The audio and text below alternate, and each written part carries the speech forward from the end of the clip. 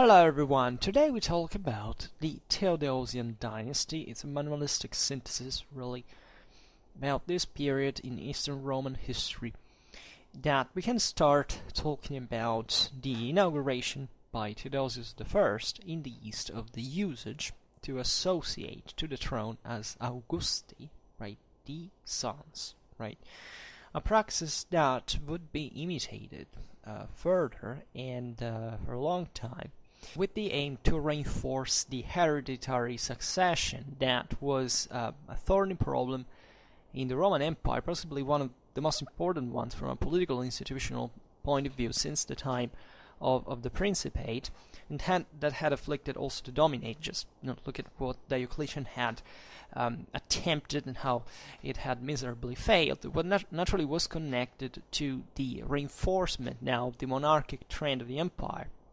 It could finally start to claim a sort of dynastic criterion, at least trying to impose it really more than else, rather than justifying it, because objectively was never justified historically, even in later times, as properly a dynastic thing. The imperium and the empire in itself was something too great, too universal to be part of a personal possession, right, that could be attached to any kind of blood connection in this regard. This is very important because this shows well how important the military and religious legitimization was throughout all Roman history, rather than a matter of a personal rule, right? And this has always been actually the problem of Roman emperors to find an adequate mean of legitimization that could be proven by the success these individuals had, especially as commanders of the empire, so keeping this thing together. And there would be a lot to add in this regard, but it's fascinating to see how objectively the dynastization was never quite legitimized, institutionally speaking, proving that there were other forces within the empire that always contained, right, checked the creation of a purely absolutistic power that couldn't be achieved simply also by pre-industrial standards, in some ways in a totalitarian way, of course.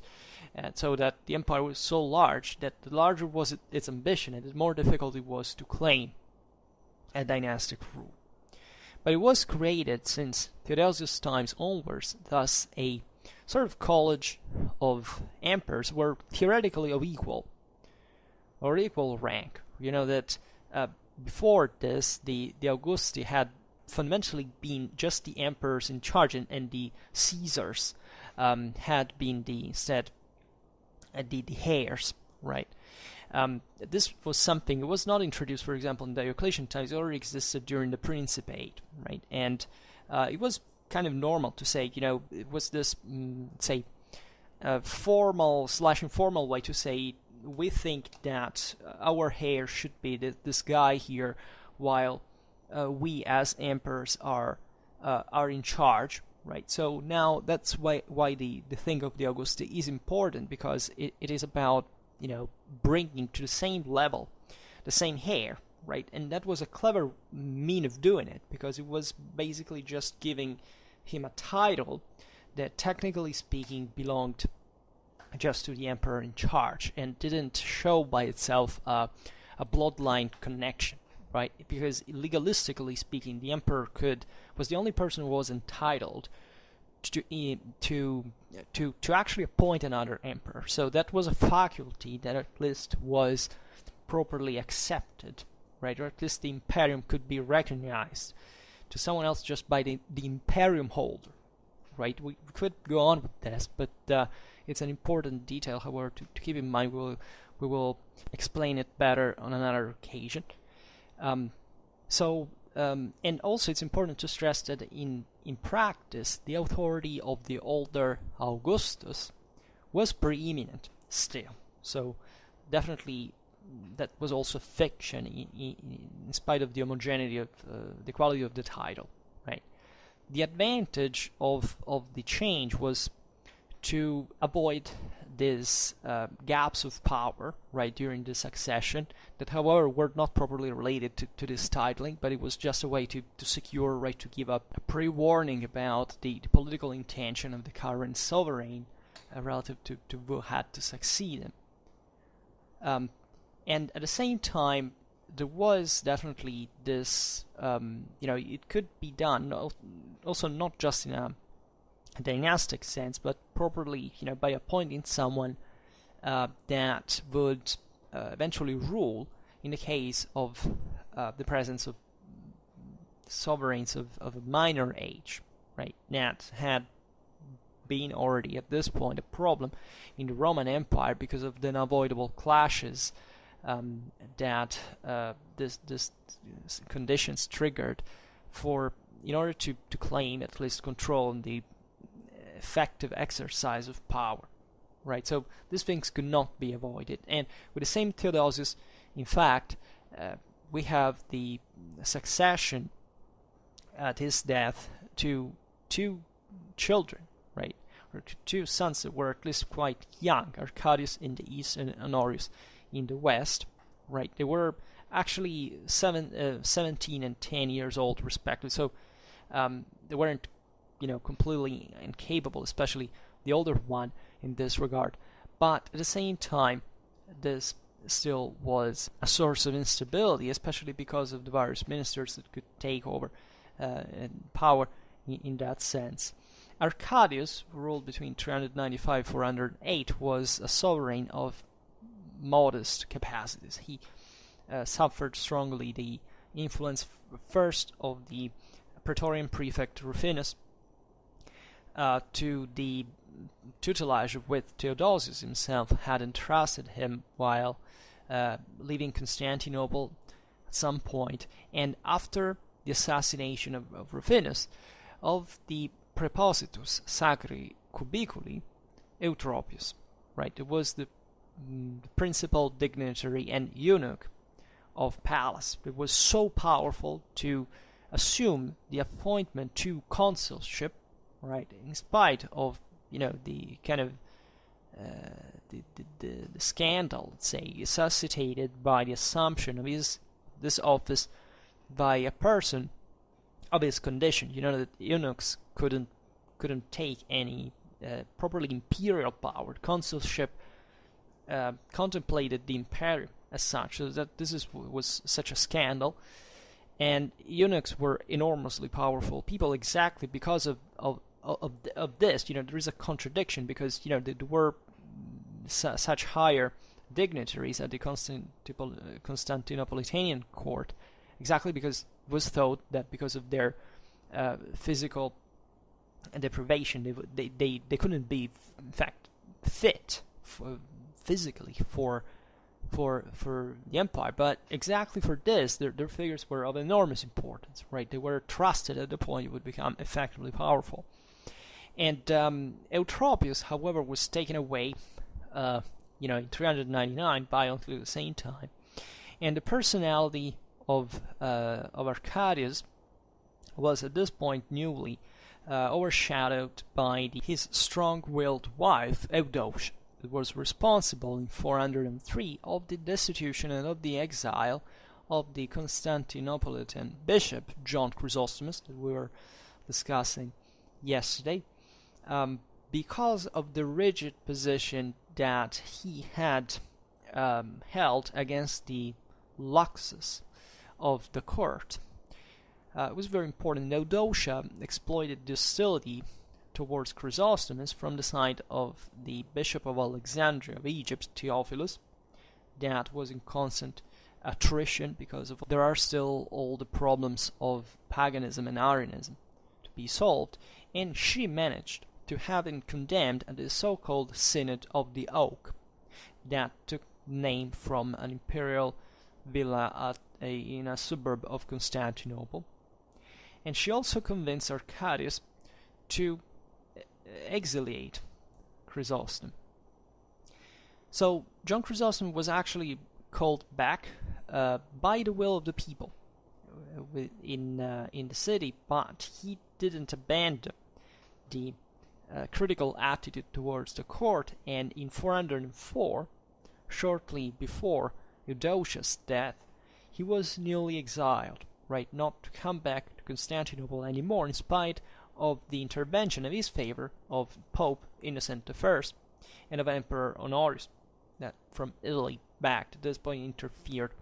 We have already discussed here what the split, you know famously that Honorius and Arcadius, as I was saying before, ruled over the two halves of the empire, that his father, that had Theodosius, had brought finally the empire together, decided expressly at his death, after his death, that it would have had to be split administratively speaking.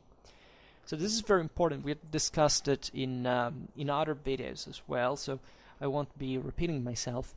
But it's very important to stress there was still a great continuity between, and a great influence in interference between the two areas, right?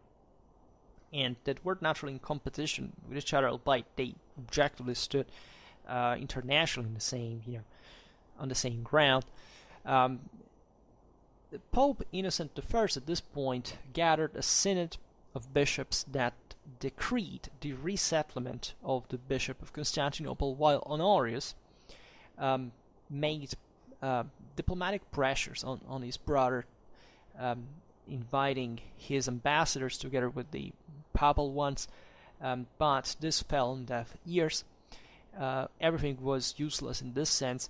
Chrysostom remained confined in a village of Isauria, as you know, this kind of still savage region in the Anatolian earthland, and he died there in 407 during his travel to reach the new locality where he had been exiled.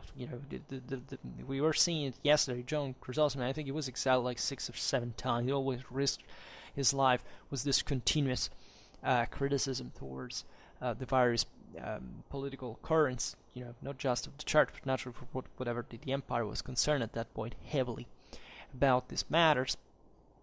So the controversy of the Bishop John, that was, by the way, as we have seen, also a writer and an orator of great fame, so much to deserve, in fact, the nickname Chrysostom means golden mouth, right? So it was just one of the difficult relations between East and West, were already put under harsh proof by a crisis that had followed to the rebellion of the Goths that had been settled in Thrace, right? We will have to make a video specifically on the Theodosian policy relatively to that, but here it's sufficient to state something very important to remember, though, that Theodosius had followed to Valens, had been killed by the Goths at the Battle of Adrianople, and had fundamentally, among the various things of the reuniter, let's say, of the empire, having crushed several rebellions of usurpers, etc., brought West and East together, had fundamentally gained the glory of having solved, let's say, the Gothic crisis, followed after Adrianople. The Goths after that had been settled in Thrace, so they were just next door to Constantinople, and more or less they had been contained in this regard. The disorders went on for some time. It was substantially the Goths under Theodosius were fundamentally framed under the Roman army. They contributed actually heavily to it, right? The Goths paid an enormous tribute of blood for Rome in this regard in imperial armies, and the whole Gothic policy of Theodosius was essentially of showing what all emperors had done since the time of Augustus, of the ability of settling the barbarians in the Roman lands and transforming them, in fact, from barbarians into Roman subjects in some ways, and peasants who having civilized them. And if you had lived in Theodosian time, objectively, also given that after Adrianople, the Romans were able to put together, enormous forces, militarily speaking. The myth that the Adrianople crippled the Roman military is fundamentally it's just a myth. In fact, I mean, it is obviously not evident if you know, if anything, the military history of the Theodosian times, proper of Theodosius I. That the Romans had enough force to keep fighting against each other with much larger armies than even those that had, been lost at Adrianople. So the point here was objectively to keep these people at bay and to establish now this new compromise with something new that objectively the Goths had accomplished, that it was now an entire people that as such, not as diluted as even with Valens had attempted to do at the beginning, and that's also what brought to the exasperation of the Goths and the reason why they decided to fight against them. And an entire people within the Roman territory, right? So the relations here were very different. Thrace, one of those areas, it wasn't particularly poor, but that throughout late Roman times, the boundaries, frontiers had gone depopulating. I mean, there was also this problem of properly playing on this major, in terms of labor force, of settling populations that could also defend the border itself, demographically speaking.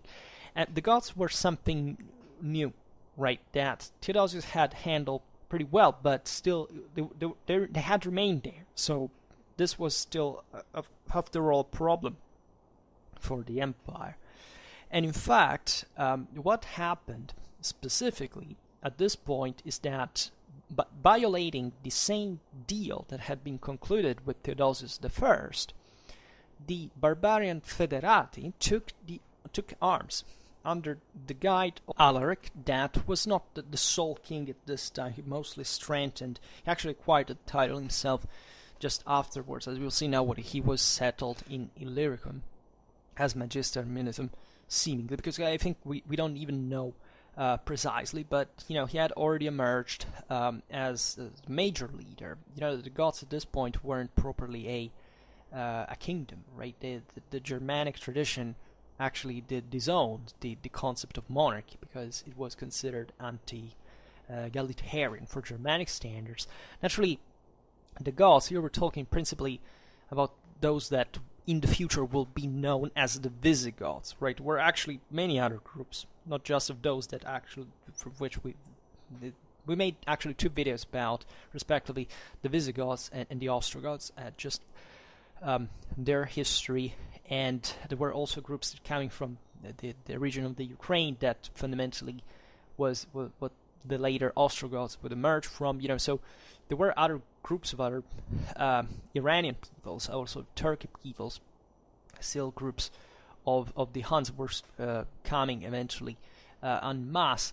Now in a few decades, they had already set in motion partly the same migration of the Goths towards the south, and the Goths under Alaric took the opportunity of exploiting this momentary weakness of the empire and trying to expand their power in the Balkans. In fact, they reached Constantinople, right? That already at the time, albeit they still didn't have the famous Theodosian walls that had yet to be built now in a while.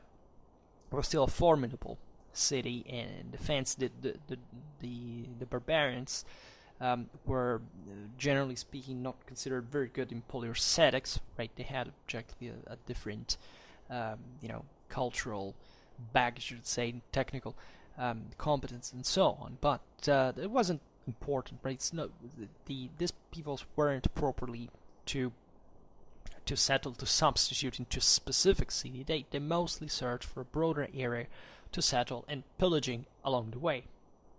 In fact, the Goths now marched in Greece.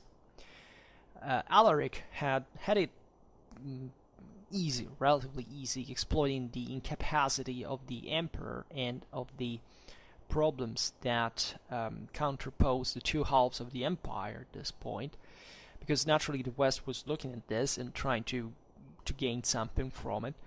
After Theodosius' death, the effective control of the West had passed to the Magister Militum Stilicho, right?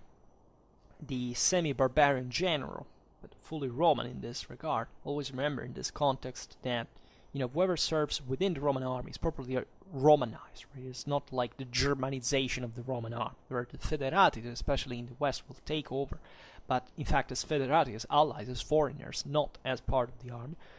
If anything, it was the Roman army that Romanized the Germans and made them perfectly understanding the advantages deriving from a career in the same political and military Roman reality. And we find these commanders that were absolutely loyal to the cause of the empire broadly meant. Like, it depends who they thought the empire had to belong. But here it's all about sharing the imperial power, right, and obtaining it, right. It's not like being against the empire or not. Even, of course, Alaric was playing a similar game, albeit in a different condition as a head of a people proper, as we have seen. Theodosius had entrusted properly Honorius to Stilicho's tutelage, right? So he had found these figures for his sons, well, in the west and east respectively, to control them. And there was this pretense essentially to extend to the east the influence, in contrast with the favorites of Arcadius, and this contrast for the dioceses of Macedonia and of Thrace that were actually claimed by both halves. This of the empire, and this suscitated because there was this broader frontier area in the Western Balkans that had to be defined in a way, whose competency was kind of a weak area, right, of a fragile, in fact, in which, as we will see now, the Visigoths would take their place. And however, it was exactly because Stilicho's expansionism from the west that even just at a political level, that suscitated against him the hostility of the Eastern government. And this was extremely evident in moment against the reaction against the Visigoths properly. And in front of this is interesting because, you see, the Visigoths at this point were still doing damage in the east, but Stilicho had now intervened in the theater, trying to counter the Visigoths in this regard, and Constantinople didn't help him, because after all, until the Visigoths weren't defeated, he couldn't claim control on the east. So it was particularly important. And in front of the Constantinopolitan inertia, in 396, the Magister Militum, by his own initiative, went to attack the Visigoths in Thessaly with forces that at this point were still essentially a union of Western and Eastern forces that had remained at his command after the end of the civil war that had happened previously. And contrarily to expectations, Stilicho's intervention in Greece was opposed by Constantinople. Arcadius ordered to send back to Constantinople the Eastern soldiers, right, under Stilicho, and to Stilicho himself to retreat, right. And Stilicho was actually obliged to obey at this point, because the balance of power in his army also was shifting, and this allowed the Visigoths actually to go through Greece to reach up to the Peloponnese. They took Sparta. They destroyed actually a lot of stuff, and big damages. This is important also, considering better what the Eastern Roman Empire was also historically speaking. One would think it was mostly a Greek thing, but actually Constantinople didn't give a damn about Greece most of the time. At this point, the real center of power was Asia Minor. The Peloponnese itself, was also considered somewhat peripheral area. Not that they were happy, of course, the damages were done in areas that would have to pay taxes to them, that they would have to rebuild in some way, but, it was still sacrificable as, other areas of the empire.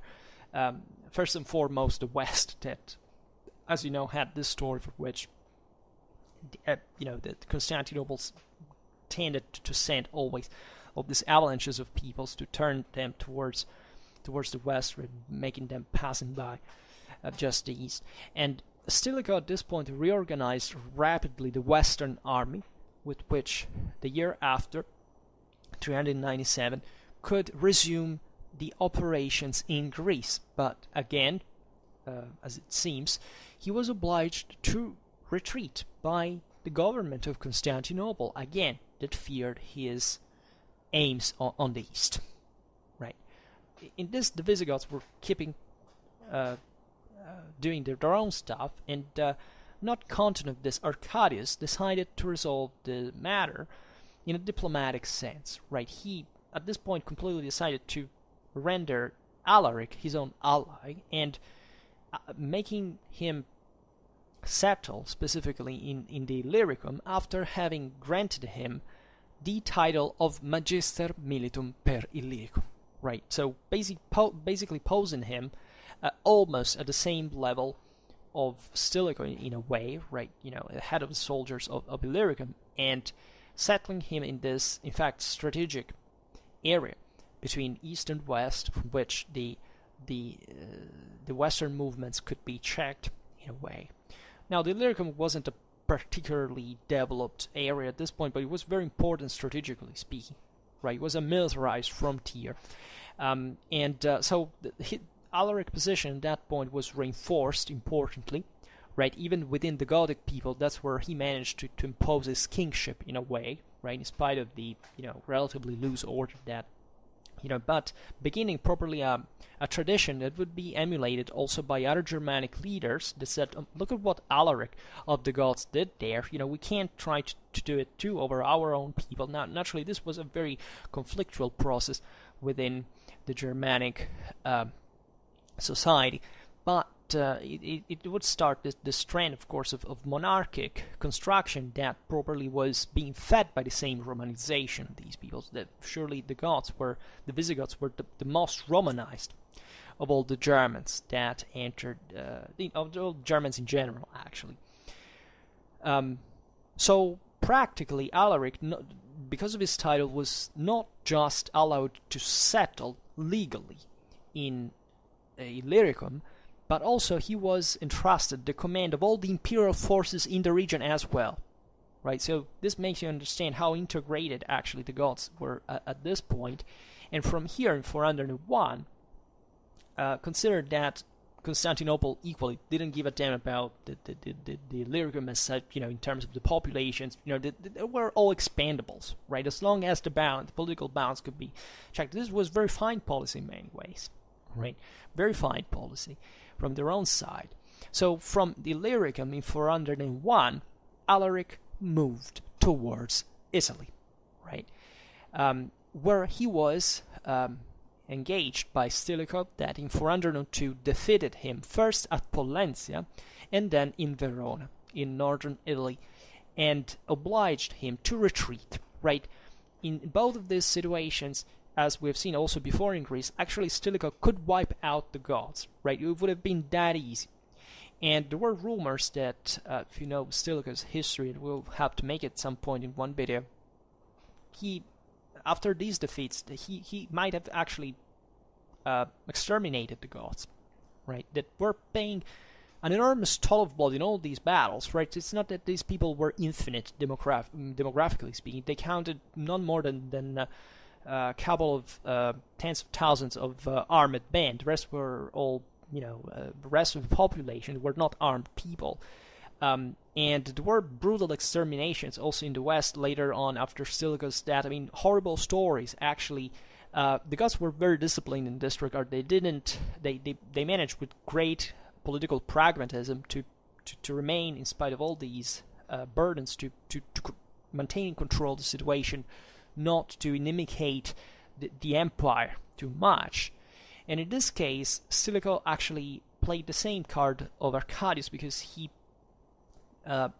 needed now the Goths just as a people, like a political pawn, and also as we've seen, a demographic strength, a demographic force, which was lacking at this point. The individual life was very precious in terms of labor and of manpower for in war.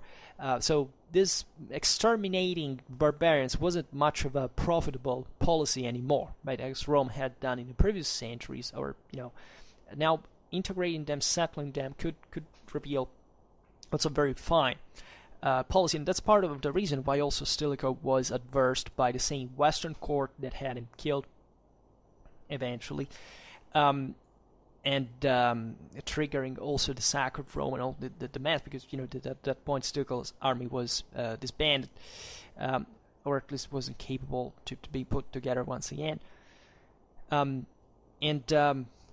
Honorius in all of this, so the Cisalpine Gaul that was now included, actually administered properly with Ilias, was known at the time, was turned into a battleground. So by that point, the Roman capital, let's say the official one was still Rome, but administratively speaking had been Milan, was together with Trier, the most important strategical center in the Western Roman Empire.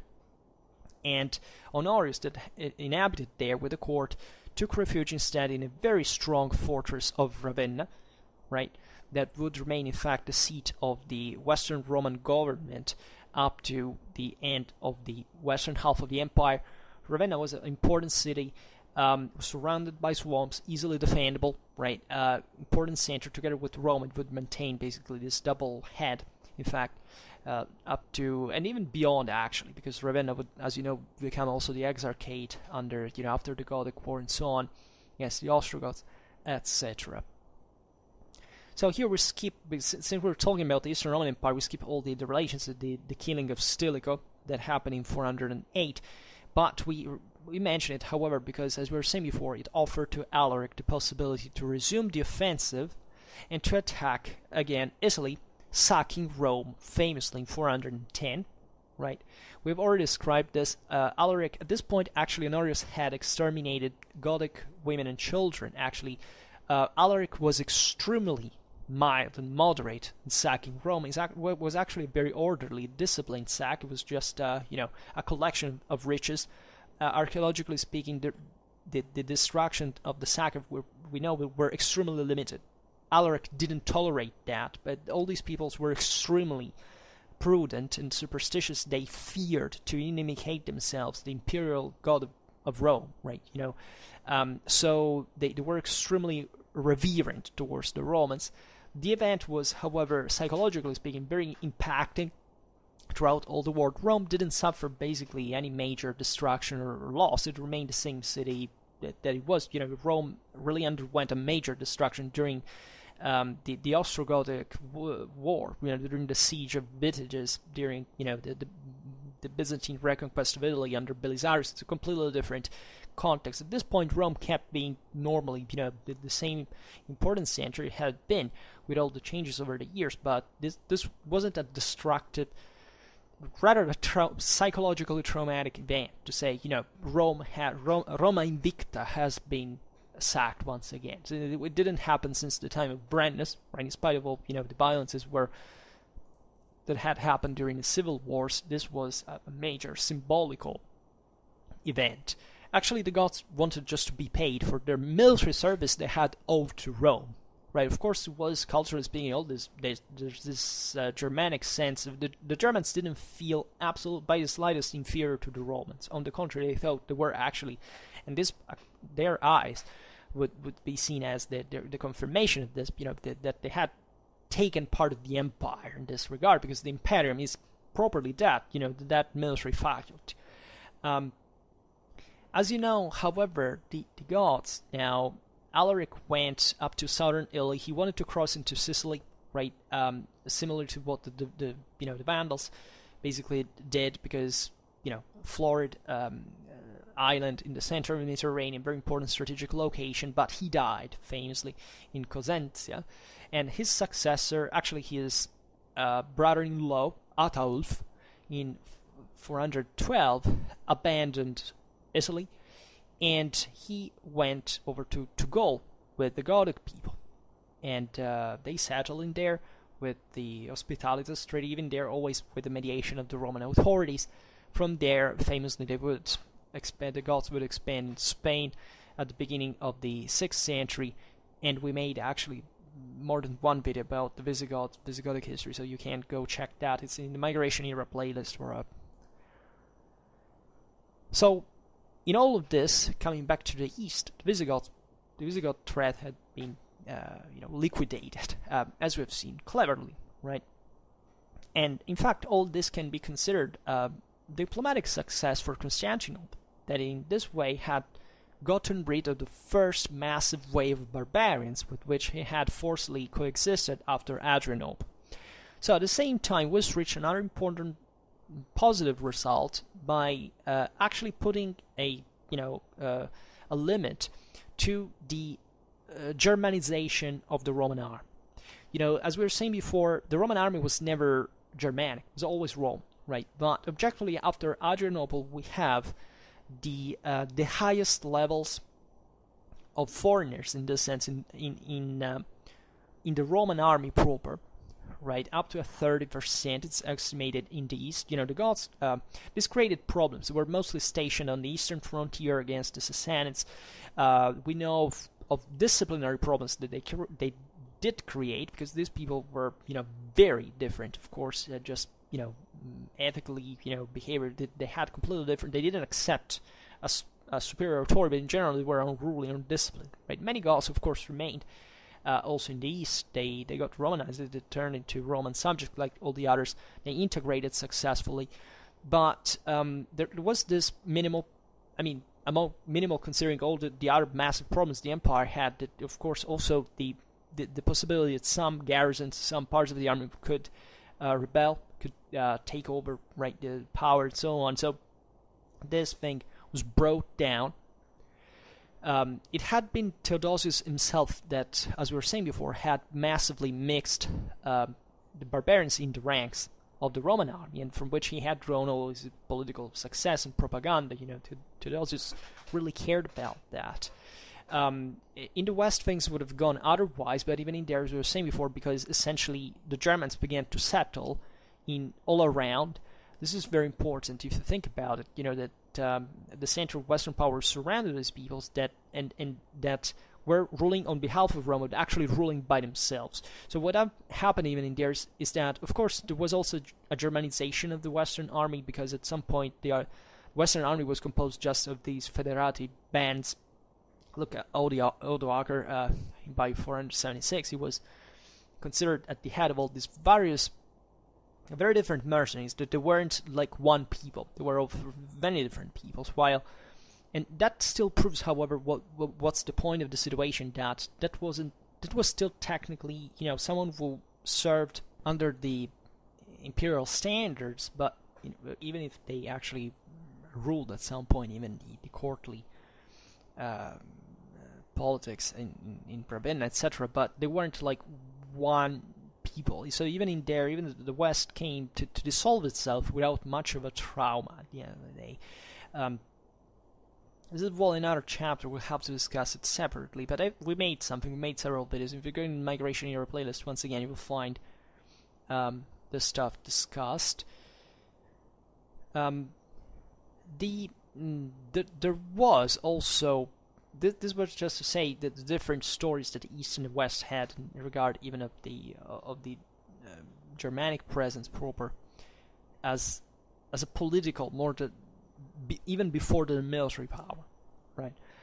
There was also in Constantinople an anti-Germanic reaction proper. It was the elimination of the Goth Gainas, right? It was a very ambitious general that was the guy who had assassinated Rufinus that we were seeing before, and that eventually, with the support of Eudocia, he had, in part at least, the cause of the fall of Eutropius.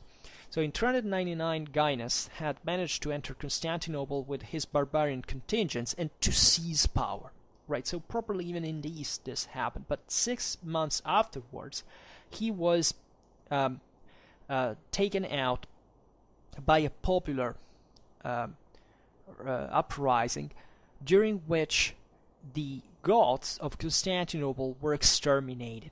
Right? It was a very brutal, violent reaction. This shows actually the difficulties, even for the army, even in future times. Think about the Nika revolt under Justinian. I mean, that how do you control really a big late antique city, a big antique metropolis proper, right? The people is something difficult to control. Not even imperial forces sometimes could go against the people, right? So it's a deep political and social problem, not just a military one. Well, this anti-Germanic reaction brought, for a certain time in Constantinople, to the imposition proper of a party that was founded on this xenophobic ideal. He was guided by the senator Aurelianus, that eventually became the prefect of the Praetorium, and the, let's say, we can't call it national element, maintained the control of public life up to, however, just the mid-5th century. Even considering even by the 30s of the 5th century, generals of Germanic origin reappeared in consistent number in imperial army, right? So it's not a thing lasted more than much, just one generation. Then, of course, the empire was multi-ethnic and needed these other peoples from everywhere to fill the ranks of their peasantry, of their army, right? So it was totally normal to have, next to the natives that were already pretty mixed in many ways, lots of other peoples, including the Germans, and they would remain an important presence in the Eastern Roman Empire and beyond in the area, right? So Arcadius died at the age of 31, leaving the throne of Constantinople to the only son, Theodosius II, 408 and 450, right? He ruled that long. He was born in 401, right? So he was just a child. At this point, he was proclaimed immediately Augustus in when he was 1 year old, right? So now here it's the Theodosian legacy of appointing the Augustus and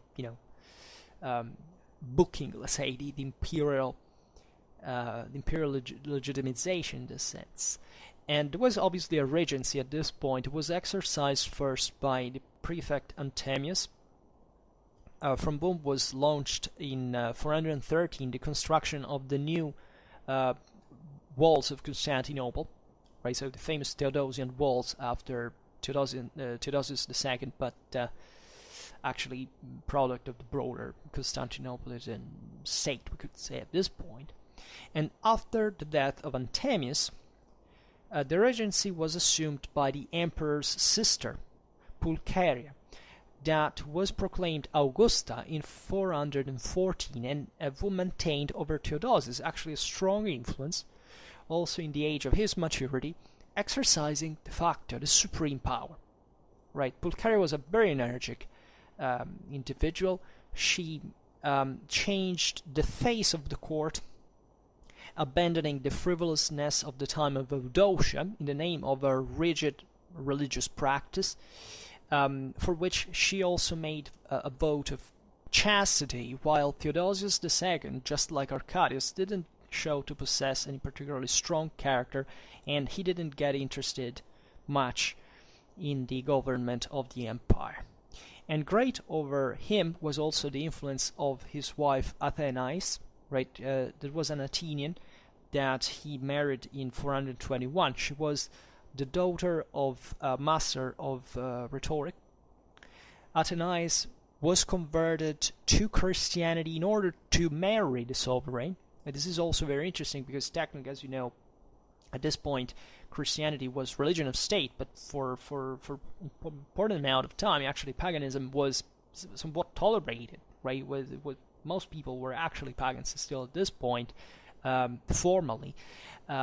So a lot of different interests, a lot of also enormous ecclesiological problems. Even 1 century after Nicaea, they would go on for centuries. Actually, in that case, Christological disputes we will see at the end. Athenais got at this point the name of Eudocia as an empress, but the adhesion to the new faith didn't prevent her to maintain a strong interest for classical literature, and this was in many ways normal at the time. Even if she had been fully accredited, we don't know even what these people actually believed, but classical culture, classical literature, pagan literature, if you want, was at this point still at the center of culture in many ways. These women were very well educated, right? Hellenism had also a tradition in this sense, in spite of the prevalent misogyny of the ancient world. She was actually a Mecenas, right? She protected men of letters. She was a poetess herself. Athenais Eudocia was the major inspirer, let's say, of the restructuration of the University of Constantinople that had been founded by Constantine I, and that was enlarged in 425 with the attribution of 10 cathedrals of Hellenic grammar and as many of Latin, 5 of Hellenic and 3 of Latin rhetoric, 1 of philosophy and 1 of law. Major university center. This is very important because where another were posed the foundations of phenomena that would have kind of characterized Constantinople for all of its history, like the compenetration between Christianity and classical tradition. There was even the Byzantine bureaucratic meritocracy was based on this idea that you could technically be even a no one, or at least kind of middle class, right? But still, if you had that pre-packed, let's say, standardized education and mostly contemplated the Greek classics and so on, you could progress in the career, right? For example, in the Western Roman Empire, it was a dramatically different way. There were the ancient families of properly Roman senators were extremely proud and elitistic, and they're, by the way, way more educated actually than the Constantinopolitan elites were, and that felt very much the sense. It was also a greater presence of paganism in the West in this sense. But it's important here the synthesis that Constantinople comes to represent during these times that we can still define of transition, right? And with the role of Constantinople now, thanks to these figures, as Constantine or Athenais Eudocia, as a great center of higher education. Very important that we discussed also in the medieval law videos a lot, and very important for public life was the emanation in 438 of the Codex Theodosianus that contained the collection of imperial laws from the times of Constantine onwards. Was conceived with the aim to put an end with a great official text to the great legislative disorder that existed at the time, right? Rome was never like a centralistic power. It was a great effort of, at this point, bringing together, kind of standardizing, centralizing this enormous imperial, multi-secular tradition that had, even from a juridical point of view, had produced an enormous amount of texts, of doctrine, and so on.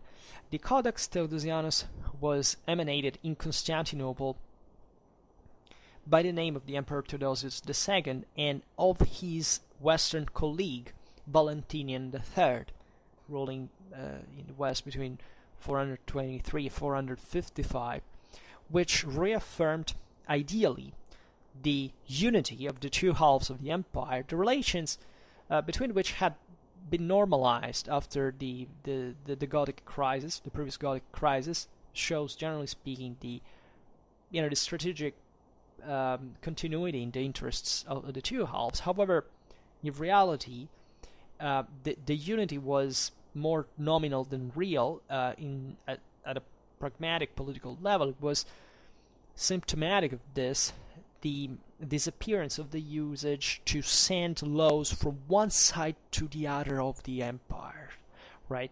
That even in here was not an enormous deal, but up to some point there had been some attempt to enforce it, because even legally speaking, the empire had never quite fully worked homogeneously in the same way.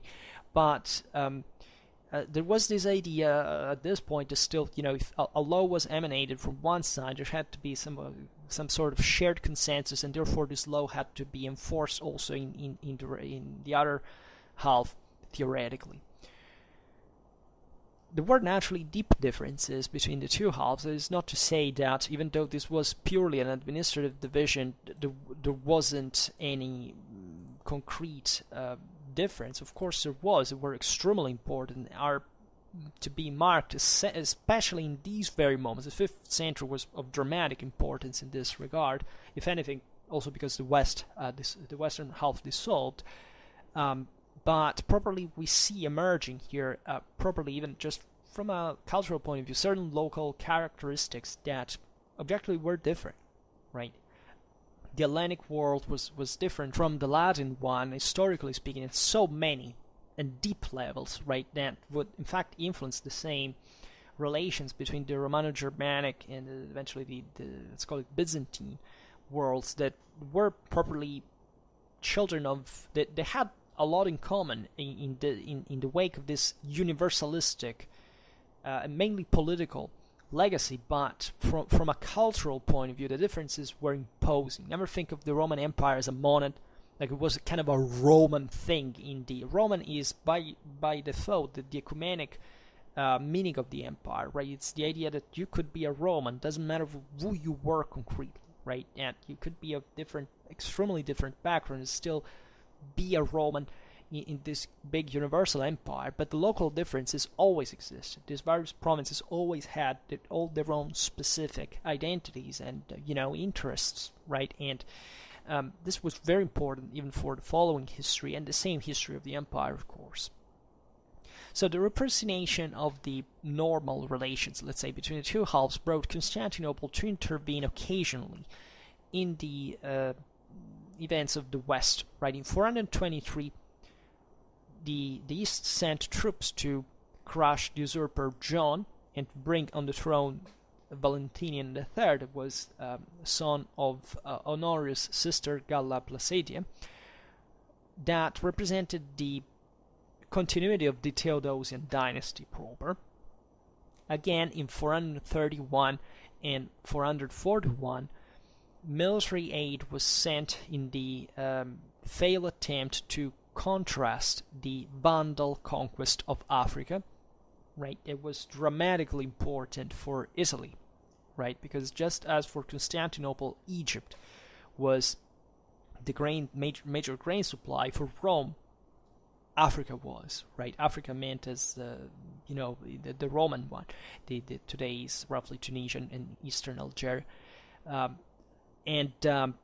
but the Vandal invasion of Africa was probably one of the single most important events. I mean, it wasn't decisive for the end of the West, but it was definitely what in its persistence became, right? Especially under Gaiseric, that was probably together with Theodoric and Clovis and Alaric, one of the greatest Romano-Germanic kings. That's another story, but still these examples prove the fact that after all, East and West had similar strategical interests, right? Even if Africa had been reconquered by Eastern Roman troops, still the area that remained in Western Roman control, right? So there wasn't that kind of competition as two different states properly in this regard. There was a unity to preserve, and everybody was benefiting from that. However, these Eastern interventions could practically do a few for the survival of the Western Empire that went on with its own logics. As you know, I strongly believe that it wasn't anything deterministic about the fall of the Western half, right? It could have easily remained if it had been just Italy, or if Majorianus had reconquered Spain, right? It would have been fairly easy. At this point, they could reconquer also Africa easily. So this happened to the very last years of the Western Roman Empire, so that there was really nothing deterministic about it. We know it to the very end. But the point is that naturally many areas, including especially northern Gaul, I mean, other areas had been lost, right? Somewhat with no major way, not proper way to take it back, right? With the Visigoths, it was, right? If the Romans had not been defeated at Cartagena, the Visigoths had easily been, okay, we surrender, we become federated once again, do whatever you like of us. Saying could go for the Vandals, but the Vandals in fact stood their ground and they made it to survive, and they basically cut those supplies to Italy, and that is also a major case of the end of resources for the West. Also, the Burgundians actually were kind of fundamentally weak. Like the main problem were the Franks at some point that were too distant, like to must interfere with each other, right? Probably it's difficult to know what would have happened with all these migrations of people, especially the Ostrogoths, that we'll see some other time. But let's say it's a non-deterministic picture that we're reading here, so lots of different things could happen.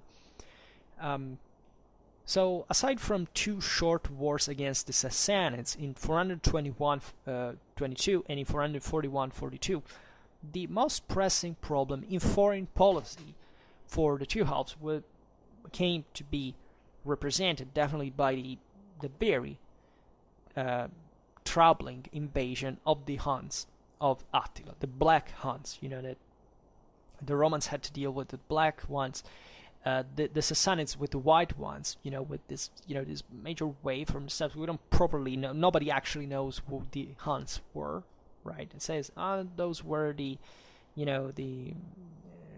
Xiongnu. We know. No, we don't know it. We don't know it. Nobody knows that. Right, you can't find correspondences and say, okay, it was them. If you don't have the actual evidence for it, there is not, right? There is not, historically speaking, and it doesn't even matter because these steppes peoples were constantly, they had this constant ethnogenesis that could derive from so many different peoples at once. We don't even know. The Hanik invasion first started, if anything, for geographical reasons from the east, right? Just like it had happened for the Visigoths, and we've seen that all that movements of peoples had actually been triggered as a domino effect of the Hunnic migrations that had already started since decades at that point, if not even more. And then, however, it came to impact from Central Europe the West as well. So Attila had become king of the Huns in 434. He had created basically this great empire of Hunnic tribes and of all the barbarian peoples that lived across the Danube, right? There's no way to draw a boundary, but basically all. We will have to talk about this in detail at some point, but it's very fascinating to observe the impact of the Huns on peoples in Central Europe that we would eventually also interact with the empires, such as the Longobards, for example. But even, for example, the influence that the Huns could have over even up to Scandinavia easily. And lots of these other peoples that have, including the Ostrogoths, actually, that found themselves, broken at some point by the same Hanik invasion and recompacted at the end of it, rebelling against them, others actually remaining under the Huns for a longer time. So actually, it's a very fascinating period. I think I made something about the Huns, actually, some video, even here in the migration era, I will keep making about them. Now we talk about them en passant just because of Eastern Roman history. But you understand, it was just this great nomadic empire at the boundaries of the empire that had absolutely no interest whatsoever in destroying the empire, because that was its first source of revenue, right? So it was just about exacting tributes. That was actually, by the way, a normal practice for the empire to pay to lots of peoples who would remain, as always, and as it still happens today. We constantly, whichever country you come from, constantly pays tributes to someone else, right? Just as a political negotiation. Things never change. In 441, Attila broke the treaty that tied him to the east, and he repeatedly aggressed and sacked the Illyricum, Thrace. He even reached the walls of Constantinople, and at this point said, wow, wait a second, because here the Theodosian walls were a freaking masterpiece. It's just the Ottomans in 1453 with monster bombards would manage to knock it down. And these nomadic peoples, as I was saying before, were even less competent in polyresthetics. We shouldn't underestimate them in absolute terms, but that was their deal. And as we have seen, that there is a major thing we have to understand about these nomadic peoples, that differently from the Germans, for example, and other semi-nomadic or basically sedentary populations of Central and Eastern Europe. that could actually be integrated, as history proved, in the Roman world, in the Romance world, whatever you want to call it, and sedentarized, etc. The nomads of the steppes couldn't. Like, there was no way like Attila could kind of invade the empire and, you know, its populations being controlled. There was no way. He had no interest. He had no interest. He just wanted to sack it, to exact tributes. That's it, and live off of that, right? In this major, typically steppe-like camp that he settled somewhere in the Pannonian Plain as a good nomad at the westernmost area of the Eurasian steppe. That was dramatically close both to the Balkans and to Italy, so to go, I mean, that he could go everywhere, right, at this point, and that's exactly the position he chose, right, and that was the same area, by the way, where eventually the Ostrogoths would start from invading Italy. We were saying that the Longobards did from invading Italy, so it was just like the normal crossroad between on the middle Danube that was getting everywhere. From one side you have Germany, Gaul is easy to reach, Italy is next door, the Balkans are next door. From the other side you have the steppes, so it's the best area actually. And this brought to lots of other events, like including the separation, like all these peoples that inhabited across the Roman boundaries naturally were either to enter the Roman Empire to escape the Huns or to remain under the Huns. So there were major divisions in here. Think about the Battle of the Catalaunian Fields, that the Ostrogoths under the Huns facing the Visigoths under the Romans.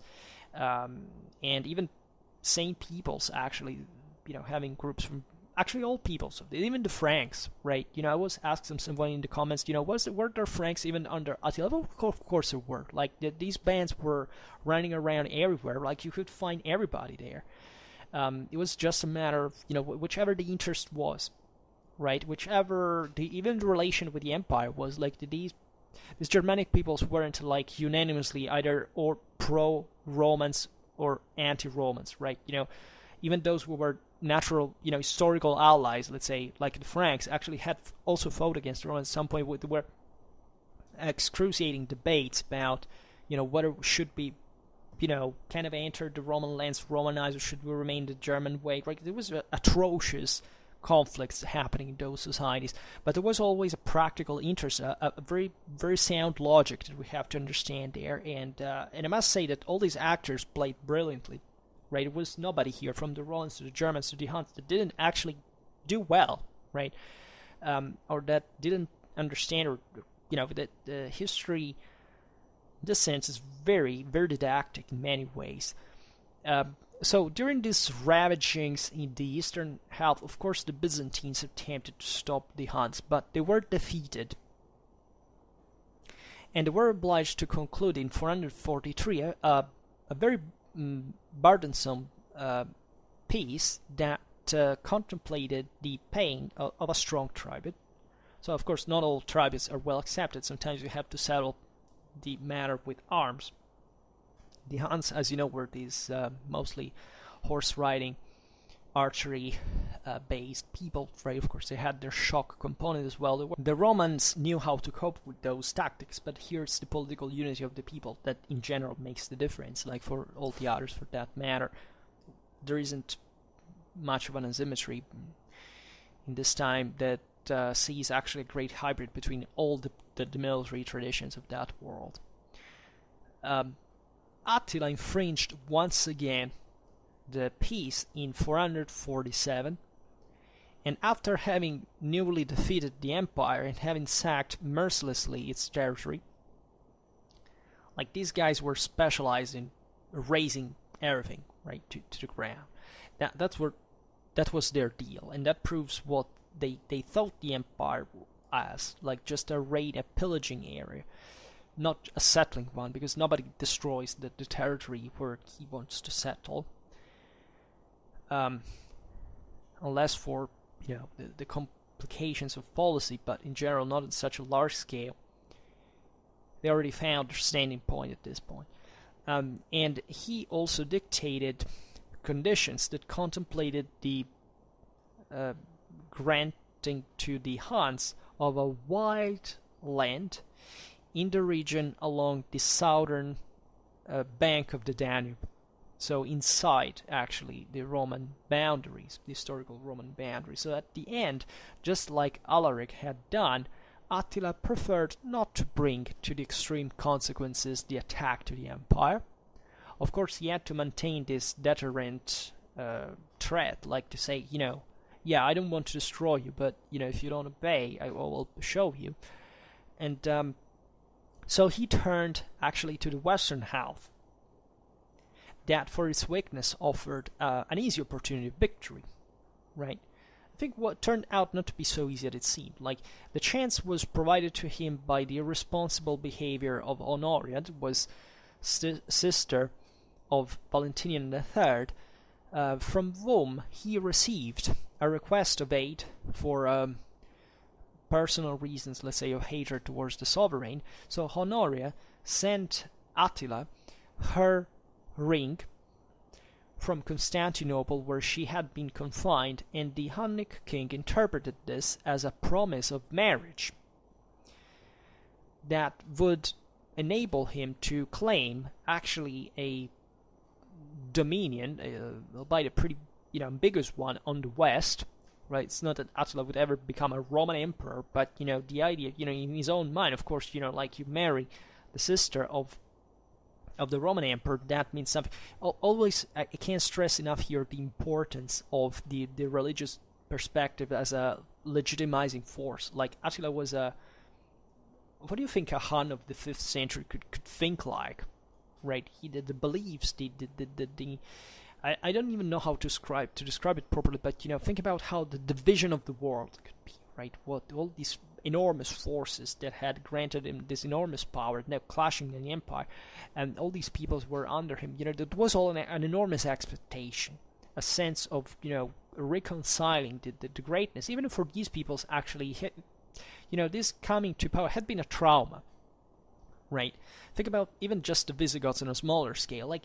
They were all scattered tribes, scattered clans. I mean, they would simply, enter this empire. Someone would start to fight against the Romans, the fiercest military machine they had ever seen. Someone would become a king. A king? What the hell is that? Right? There were brutal changes of mind in all of this. Just think for Attila, this kind of, flattery, let's say, to become, even to marry the same imperial blood. So the thing failed substantially because his requests in this sense were refuted, as it was easily as was to foresee actually, and that's where he attacked Gaul in force. Right at this point, Gaul was ravaged pretty badly. Lots of cities along the Rhine, in Belgica especially, were destroyed, were sacked mercilessly. It's at this point that he was faced by the Magister Militum, Aetius, that with an army composed of Roman and barbarian troops in 451 famously and bloodily defeated him at the Catalaunian fields, something being Chalon-sur-Marne.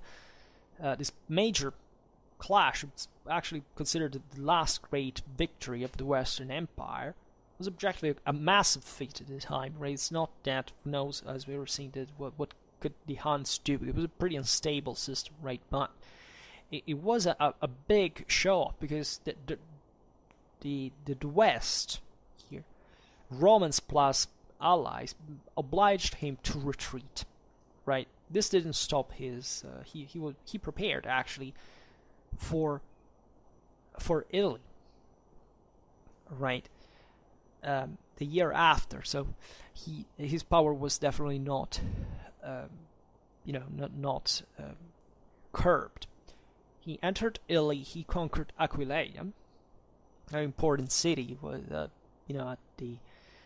in the Venezia Julia, that was at the entrance essentially of the Cisalpine Gaul. He devastated other cities. Just for making you understand what the times and places, Aquileia was taken because the Huns didn't have much polyurcetic means. But one of the walls fell because now the public administration didn't have any money now to maintain them, so it fell allegedly alone. And there are other examples like this for gold.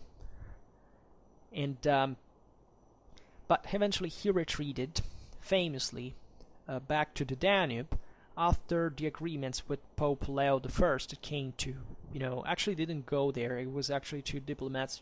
There's all this story of that, of the Pope to stop the terrible barbarian with the thing. But actually were many pressing reasons. First of all, it seems there was plague breaking out, the epidemics breaking out in his army.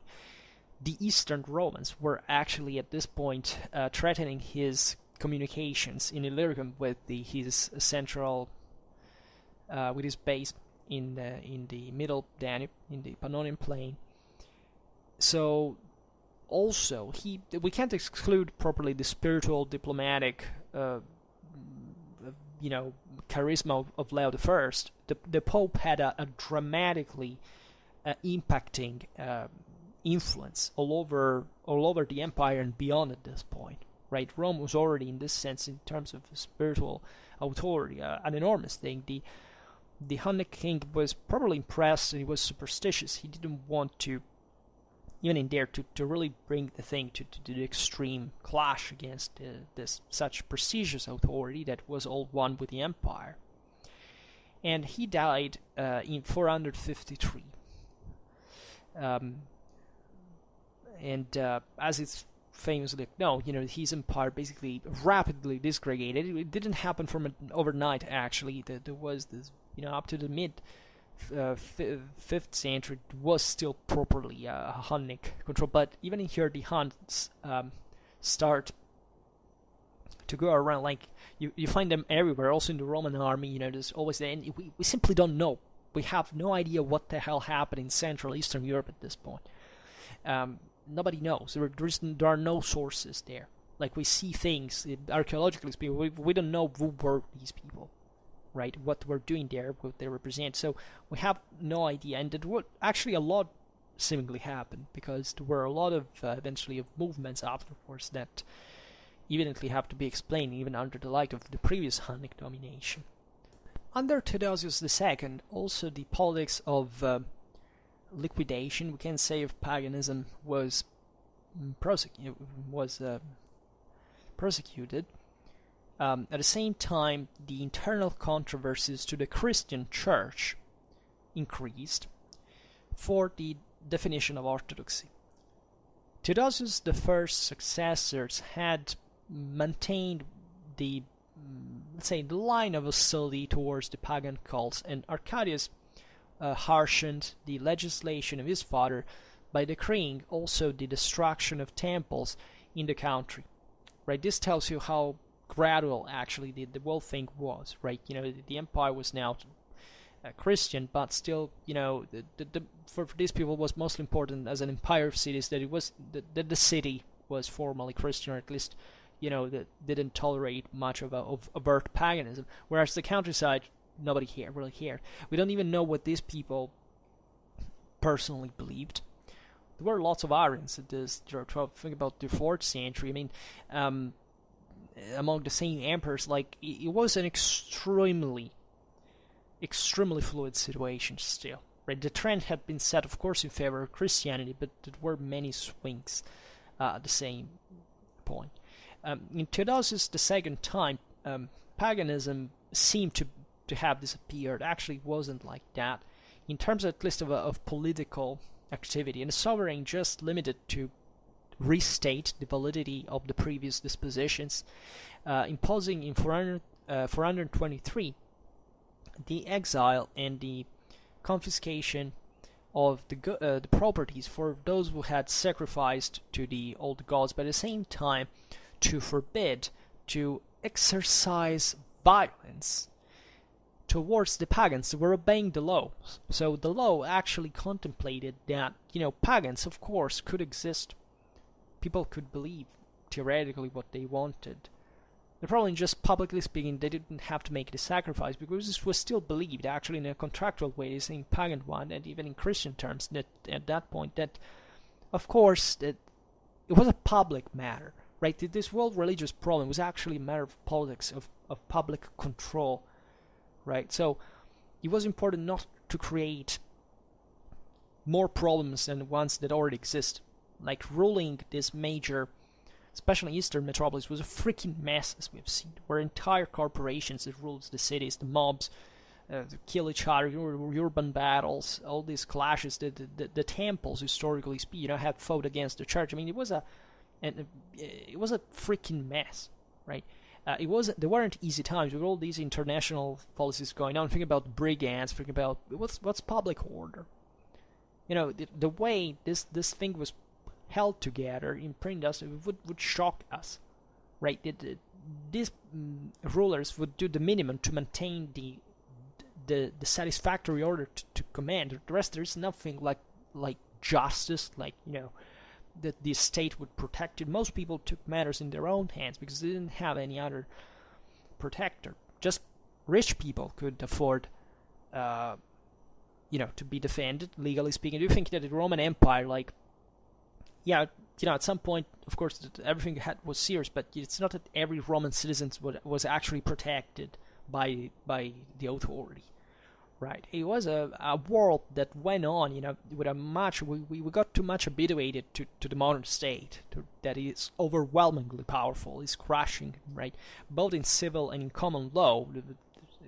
The differences are fictional. Like, our states are freaking powerful. They can smash us from a moment to another in many ways, at least as individuals, right?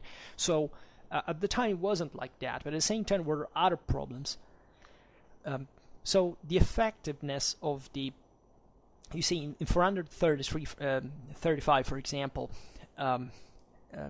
Theodosius II also disposed that the last temples were converted into churches, and threatening of death the transgressors, but it was a gradual thing, and the effectiveness of the laws had to be very limited, as far as we understand, because at least judging from the frequent reiteration of the same dispositions, right? The more you issue a law, the harsher the penalty is, and that is an admission that the law doesn't work, even in our own world, right? You think that if you put harsher, penalties, you'd think the thing will actually work.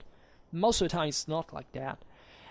So there is always a balance that we can't fix properly, right? There is no perfection, politically or socially. Furthermore, from the imperial side was also substantial tolerance. Also, besides this official attitudes, right? These emperors, well, we can easily think they were both pagan and Christian at the same time. Actually, as pagans, they wouldn't have any problem to accept among all the other gods Christianity, the one of Christianity, and so it was just a pro forma thing. And this is not even about the fact that they didn't believe truly in it. Maybe they were actually devoted, but they still used other stuff. And the funny thing is that we still do something similar today. The things I always say, how many people do actually believe in astrology? Like in the West, there is a freaking amount of people that maybe are even atheists because they say, oh, Christianity sucks and all this stuff. But maybe they read the horoscope, right? It's always been like that. You think that people are actually, capable of understanding, that they're rational beings? Of course they aren't. And at this time, actually, people were much more pragmatically oriented, also mentally speaking, in these religious matters than we think. So this balance was actually functional even to those time standards. We can say that this was also naturally dictated by the desire not to create other problems, not to be too oppressive, especially in the areas naturally in which paganism was still widespread, and especially not to bother the susceptibility of the ruling class that was largely still pagan in the East and especially in the West. Right, this is very important. We've seen it with Athenaeus Eudocia.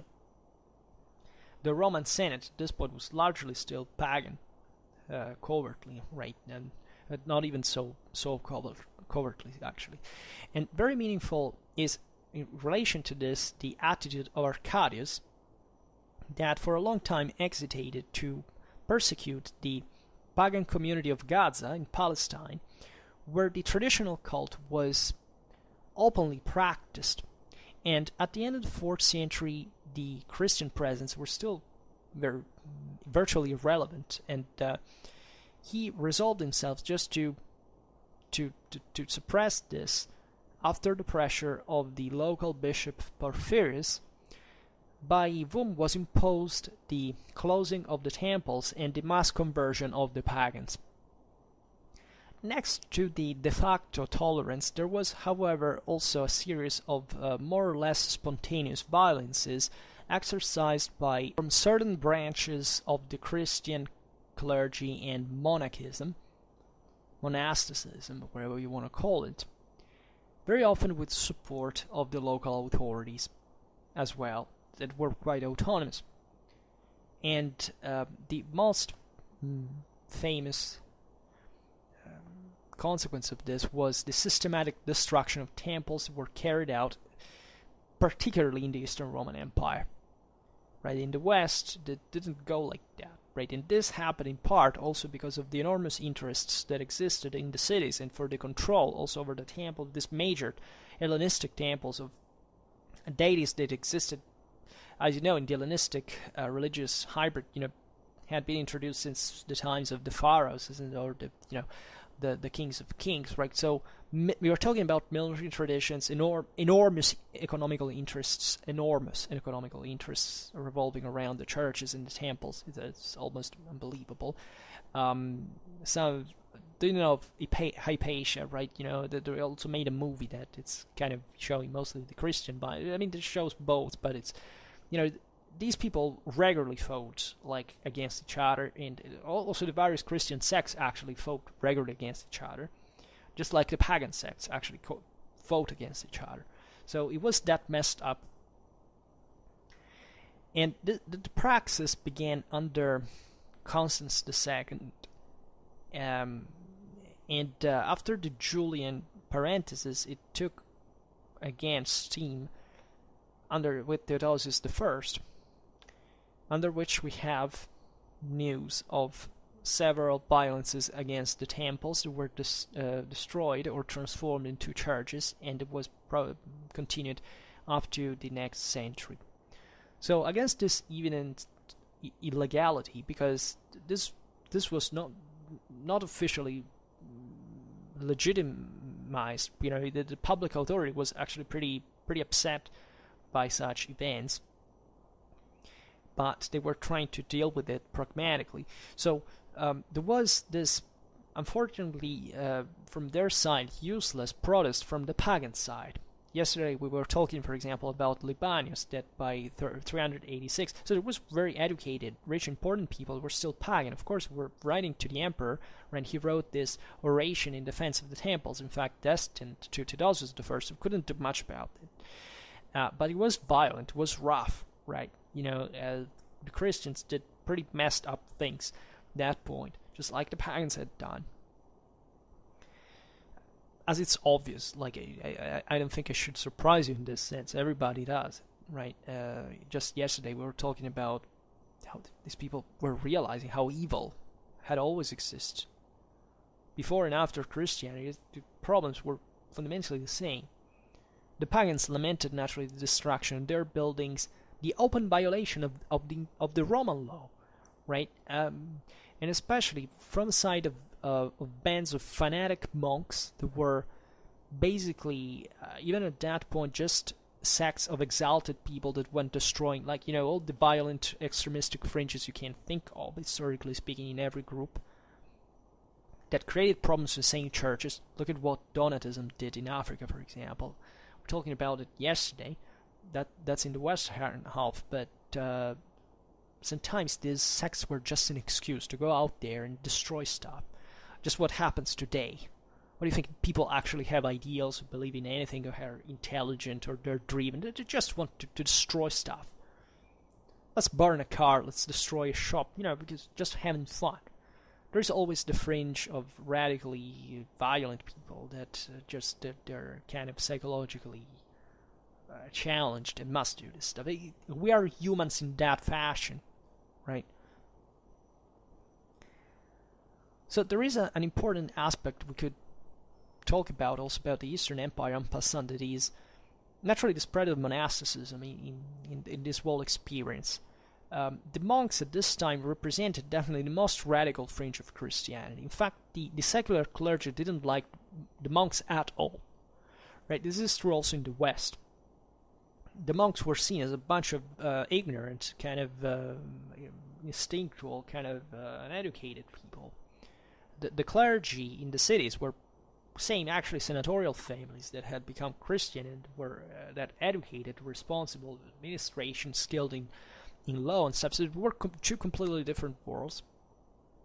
But the point is that the monks had a great following among the faithful, right? And there was a widespread consideration because of their life choice that was considered, especially probably in the East, the most perfect application of the evangelical precept.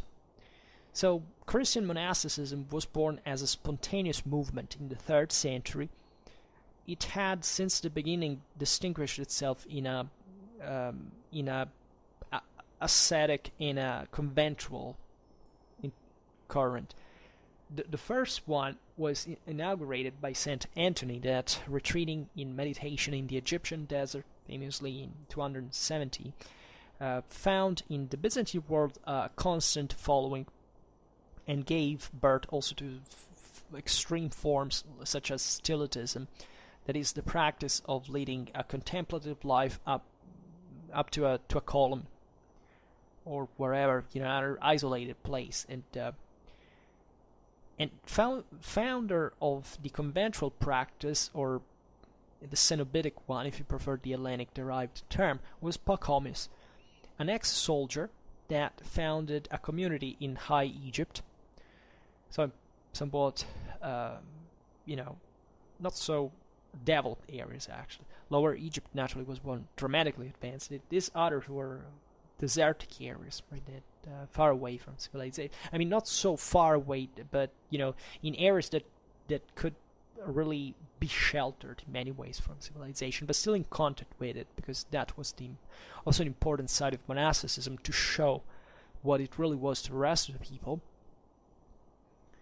And the theoretical role of the life ideal, let's say, was, however, represented in the 4th century by Saint Basil, that exposed it in detail in 2 works. The Eastern monasticism, it's commonly defined as Basilian. Also, even if, the monastic orders in Constantinople never existed as such, unlike in the West, right? It met, at the beginning, this, actually, opposition from the side of the official church for the aforementioned reason, but it eventually became a determinant component of the Byzantine society, and it would remain, of course, famously throughout the centuries. And through, let's say, gifts,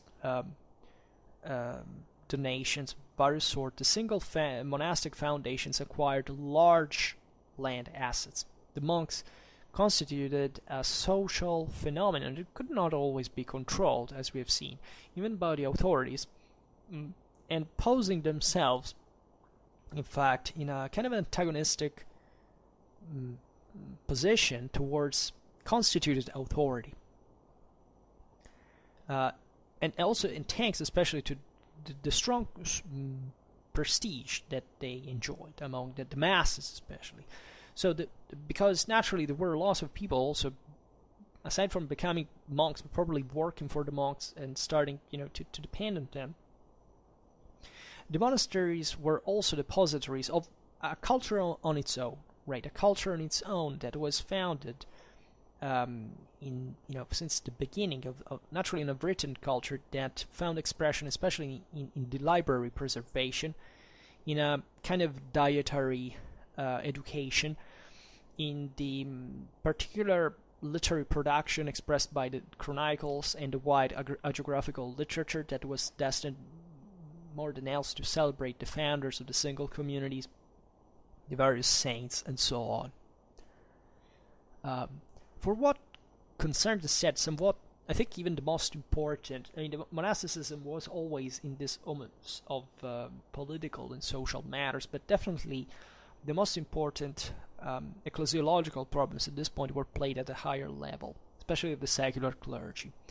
Especially the controversy for the definition of Christian dogma suscitated new and stronger